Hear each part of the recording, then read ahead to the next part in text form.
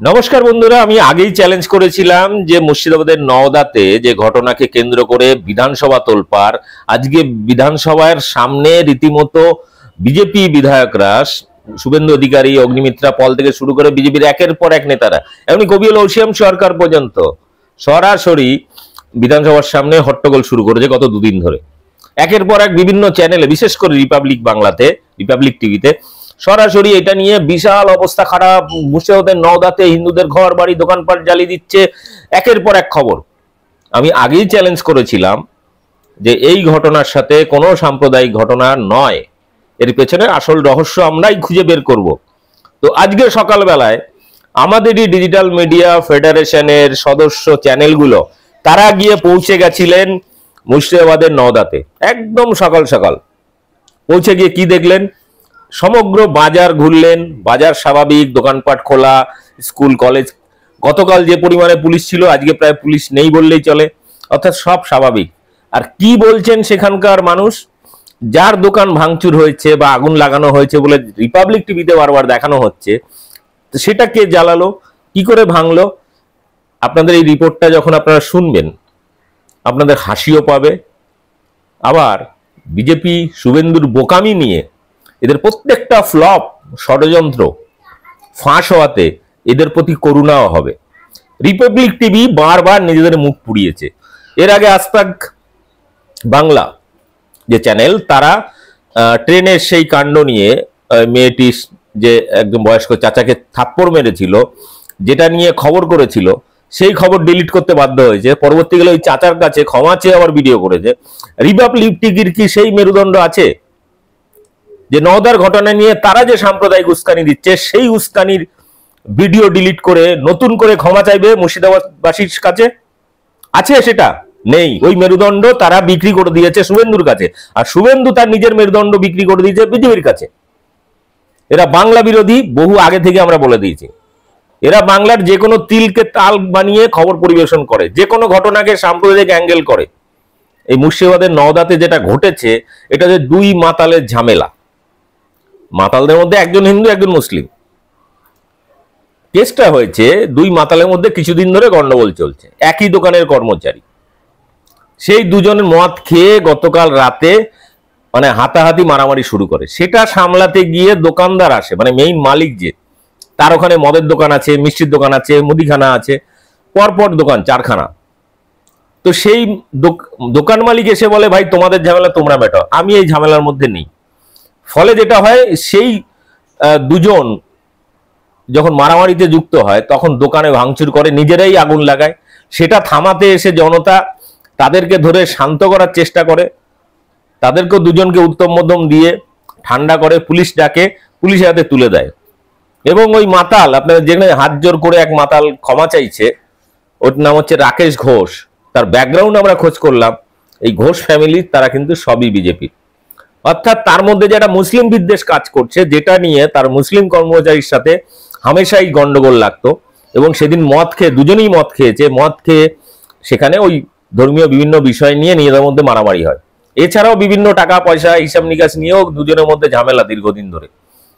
এ হচ্ছে ফ্যাক্ট। অর্থাৎ দুই মাতালের ঝামেলা, দুই মাতালের গল্প, যেটাকে শুভেন্দু অধিকারী রিপাবলিক টিভি খবর ছড়িয়ে দিয়েছে। এটা নাকি সাম্প্রদায়িক দাঙ্গা শুরু হয়ে গেছে, সেখানে মুসলিমরা নাকি ঘর বাড়ি দোকান মন্দির সব জ্বালিয়ে দিচ্ছে। এটা বাংলাদেশের মতো পরিস্থিতি হয়ে গেছে, পশ্চিমবাংলাকে বাংলাদেশ বানিয়ে ফেলেছে।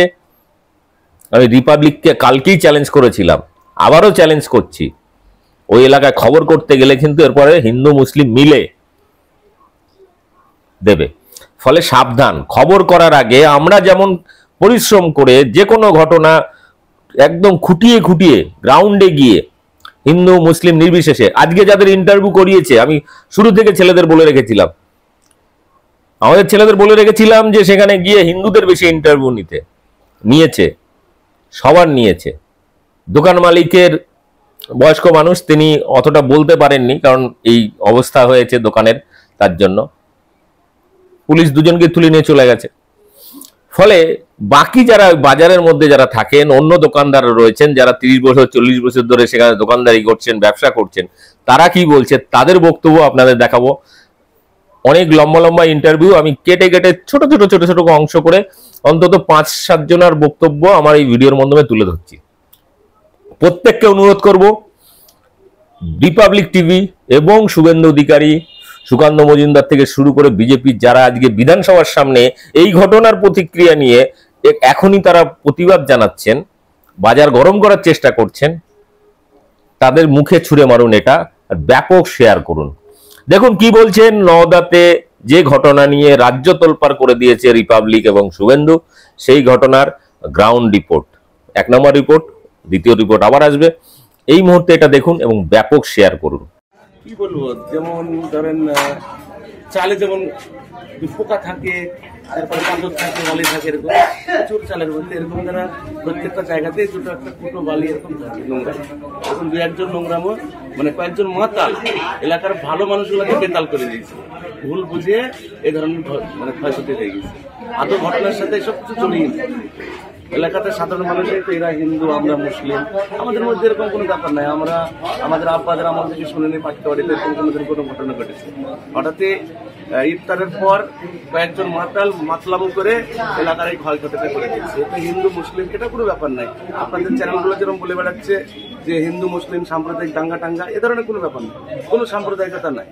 মাতালদের এগুলো ঘটনা, মাতালরা সাধারণ মানুষগুলোকে বেতাল করে এই ঘটনাটা ঘটে গেছে। এটা আমাদের কাছে একবারে দুর্ভাগ্যজনক ঘটনা। দুজনের ব্যক্তিগত বিষয় এটা। হ্যাঁ, দুজন মাতালের মাত্র 2 মাতালের। হ্যাঁ, আর যারা এই ধরনের কথা বলছে, যারা মুসলিম সম্প্রদায়ের মানুষ, ইফতারের পরে তারা তো স্বাভাবিকভাবে তারাবিতে ছিল, আর যারা মদ মাতাল মানুষ তারাই তো বাজারে ছিল সেই টাইমে। এগুলো 7টা, 7:30, 8টার দিকের ঘটনা। কোন সুস্থ স্বাভাবিক মানুষ ছিল না বাজারে। এখানে হিন্দু মুসলিম সম্পর্ক দারুণ সম্পর্ক। আপনার ক্ষমতা নেই, আপনার বাড়ি কোথায়? কলকাতা। আপনার ক্ষমতাই নাই বলা এখানে যে কে হিন্দু কে মুসলিম, নাম না করলে, বলে না দিলে।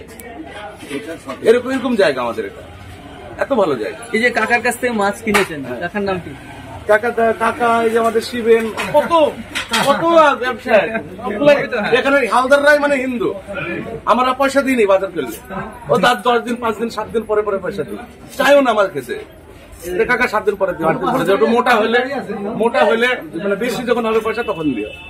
কতদিন পয়সাই নেয় না আমাদের সাথে, আমাদের ভালো সম্পর্ক। দাদা কতদিন ধরে মাছ বিক্রি করছেন? আমি মোটামুটি 40 বছর। 40 বছর। কি নাম আপনার? আমার নাম কেশব হালদার। আচ্ছা, এখানে কোনো হিন্দু মুসলিম কোনো সমস্যা আছে? সমস্যা কিছু নেই, মাতলাম ওই কথায়। তাছাড়া আমাদের এখানে সম্পর্ক খুব ভালো, একবারে জাতিভেদে কোনোদিন হয় না, কোনোদিন 60-20 বাপ ঠাকুরদের আমার থেকেও ঝামেলা হয়নি। এই 40 বছর ধরে মাছ বিক্রি করছেন, এরকম ঘটনা কোনোদিন ঘটেছে? কোনোদিনই ঘটে, কোনোদিন ঘটে। এবং সে যে দোকানে ওই মুসলিম ছেলেরা কাজ করত, সে মালিক বলেছে ঠিক আছে ব্যাপারটা আমরা দেখছি, এবং দেখার পরে ওদের ভিতরে কোনো মীমাংসা না হওয়ার কারণে এই ঘটনাটা আস্তে আস্তে আস্তে তুষের আগুনের মতো জ্বলন্ত পর্যায়ে পৌঁছাচ্ছে, এবং সেখান থেকে একটা ইজিম ছড়িয়ে গেল যে হিন্দু মুসলমানের দাঙ্গা। বিষয়টা কিন্তু হিন্দু মুসলমানের দাঙ্গা নয়, এটা 2জন ব্যক্তির বিষয়।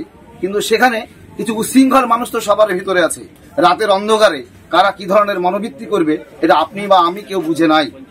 এই ঘটনাকে টোটালটা কন্ট্রোল করার জন্য পুলিশের যে ভূমিকা সেটা দৃঢ়ভাবে যদি করা হতো তাহলে এই ঘটনা ঘটতে পারত না।